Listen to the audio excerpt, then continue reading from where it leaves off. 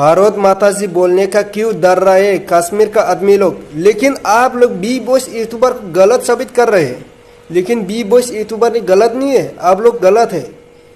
आपका जो सोच है, जो मन का सोच है वो गलत है।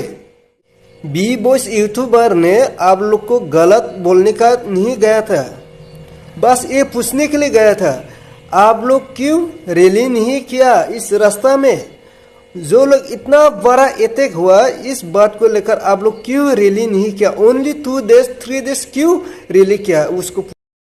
जो पहलगाम में हुआ था अटैक, इस बात को लेकर है बी बॉस कश्मीर के पास गया था और कश्मीर के लोगों को पूछने के लिए गया था भारत माता जी बोलने का क्यों डर रहे आप लोग, ऐसा पूछा था।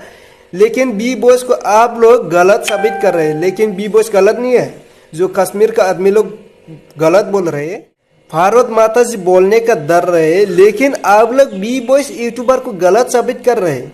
लेकिन बी बॉस गलत साबित नहीं है, बी बॉस गलत नहीं है, आप लोग गलत है। आप लोग का दिल, आप लोग का सोच, ये बात गलत है। आप लोग भारत माता जी बोलने का क्यों डर रहे हैं, बी बॉस नहीं डर रहे। भारत माता जी बोलने का डर रहे आप लोग, लेकिन बी बॉस को गलत साबित कर रहे हैं। लेकिन बी बॉस गलत नहीं है, आप लोग का सोच, आप लोग का दिल वो गलत है।